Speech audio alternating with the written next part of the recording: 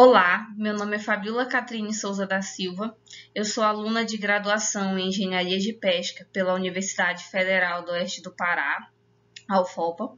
Atualmente trabalho com ictioplâncton e sou vinculada ao Laboratório de Ecologia do Ictioplâncton e Pescas em Águas Interiores, localizado na cidade de Santarém, Pará. E estou apresentando o trabalho intitulado Deriva de ictioplâncton e microplásticos em um rio neotropical, no qual tem como autores eu, Fabiola Catrine Silva, Ruineres Almada Cajado, Lucas Silva de Oliveira, Elza Mara de Castro Oliveira e Diego Maia Zaccardi.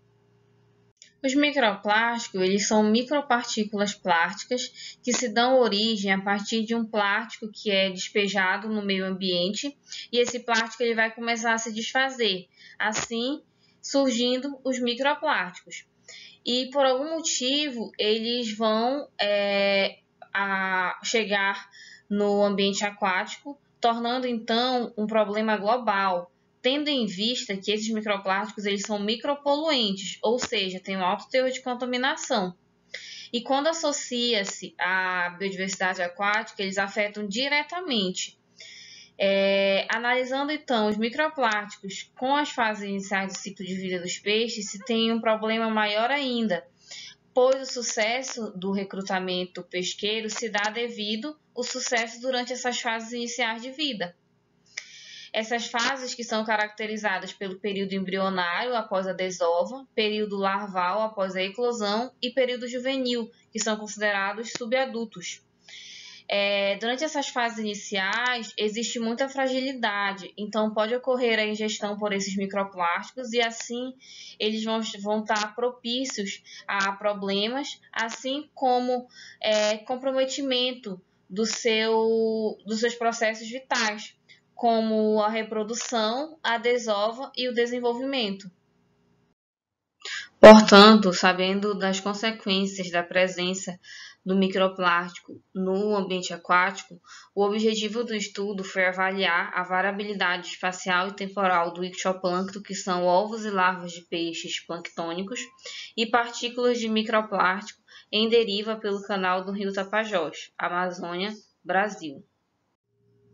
O estudo ocorreu no rio Tapajós, Amazônia, Brasil, abrangendo 2 trechos do rio, o trecho médio e o trecho baixo. Ao todo, foram 12 estações de amostragem, totalizando 50 arrastos, pois os arrastos foram realizados tanto na subsuperfície como em meia água e também em amostras diurnas e noturnas. E foram realizados ao longo do rio, abrangendo ao todo 12 comunidades, que são as 12 estações de amostragens, sendo Penedo, Buburé, Pimental, São Luís do Tapajós, Miritituba, Santarenzinho, Barreiras e Cauaçuepá, localizadas no trecho médio, e Apacê, Cametá, Parauá e Suruacá, no trecho baixo do rio. Utilizou-se de uma rede de plâncton cônica cilíndrica acoplada com um copo coletor e fluxômetro, que então ela foi lançada contra a correnteza durante 10 minutos. Então, após esses 10 minutos, os arrastos eles foram considerados finalizados e a rede então retirada da água. Após a finalização do arrasto, ocorre a retirada do copo coletor, com todo o cuidado para que não haja perda das amostras. Posteriormente, então, as amostras elas são armazenadas em potes de 500 ml com solução formalina a 10%. E após o armazenamento, elas são devidamente etiquetadas e tendo assim, então, a amostra considerada pronta. As amostras consideradas prontas são levadas ao laboratório, realiza-se então a triagem com o auxílio de um estereomicroscópio, que no caso irá ocorrer a separação e quantificação de ovos, larvas e microplástico. No caso das larvas, elas são classificadas a nível de ordem, são crassiformes, especiformes, para depois passarem a identificação a menor nível taxonômico possível. E os ovos eles são analisados de acordo com o seu estágio de desenvolvimento, e no caso dos microplásticos, eles vão ser categorizados de acordo com o seu tipo, se é um fragmento, um filamento ou um pellet, entre outros, e também com a cor, se é verde, amarela, vermelha, e assim, depois de quantificados e identificados, eles são armazenados. Juntando o período de seca e cheia do rio Tapajós, capturamos um total de 8.234, sendo organismos dictioplânctônicos e microplásticos juntos, no qual perfizeram 90% de larvas, sendo 7.419 larvas, 7% de microplástico, sendo 521 partículas plásticas, e 3% de ovos, sendo 294 ovos. Aqui observa-se um ovo, aqui partículas de microplástico e uma larva de peixe, todos capturados no rio Tapajós. Com relação à composição das larvas de peixes, temos os siluriformes, caraciformes, clupeiformes, peciformes, pleuronectiformes e tetradontiforme. Os siluriformes é o grupo representante pelos grandes bagres, como filhote, piramutaba. Já os caraciformes, temos os pacus, tambaqui, piranha. Peciformes é o grupo das pescadas.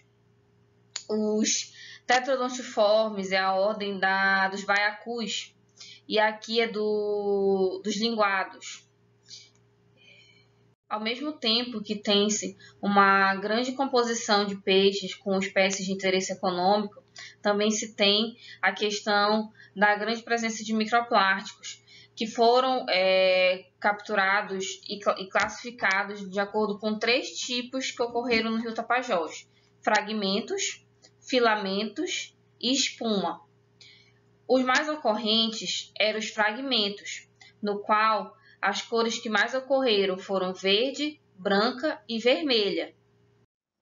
Analisando-se a variação longitudinal por trechos do rio, as maiores concentrações de larvas e microplásticos são no trecho médio do rio Tapajós, enquanto de ovos no trecho baixo. A questão de diminuição de microplástico no trecho baixo, comparado aos capturados no trecho médio, se dá devido à extensão lateral do rio, é um trecho mais largo.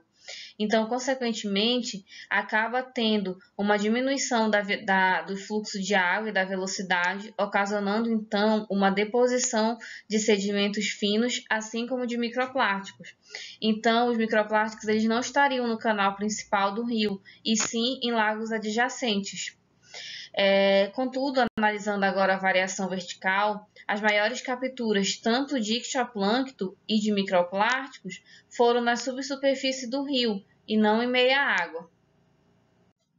Analisando-se a questão da variação temporal, as maiores capturas tanto de ictioplâncton como de microplástico foram no período de seca do rio, e analisando as amostragens diurnas e noturnas, nos 2 períodos de amostragem, o ictioplâncton ele teve maior ocorrência nas amostragens noturnas e os microplásticos maiores ocorrência nas amostragens diurnas. A questão do ictioplâncton em maiores amostragens noturnas se dá devido às desovas ocorrerem durante o crepúsculo. Conclui-se, então, que diversas espécies de peixes estão utilizando o canal principal do rio Tapajós como área de reprodução e deriva larval, e que essa incidência de microplásticos sinaliza um alerta para os problemas que esses poluentes podem causar na ictiofauna, principalmente durante o ciclo inicial de vida dos peixes, no qual eles estão em um momento de maior fragilidade. E esses micropoluentes podem sim ser ingeridos por eles e causar maiores danos à biodiversidade. Portanto, agradecemos então primeiramente a TNC Brasil, que é o órgão de fomento desse projeto, no qual os resultados apresentados aqui são resultados preliminares do projeto Águas do Tapajós, no qual, em parceria com a UFOPA, estão desenvolvendo pesquisas nos trechos baixos e médios do rio Tapajós. Agradecemos também à UFOPA, Universidade Federal do Oeste do Pará, e em especial ao Laboratório de Ecologia do Ictioplâncton e Pesca em Águas Interiores, por toda a dedicação no período de triagem e identificação das amostras. Obrigada.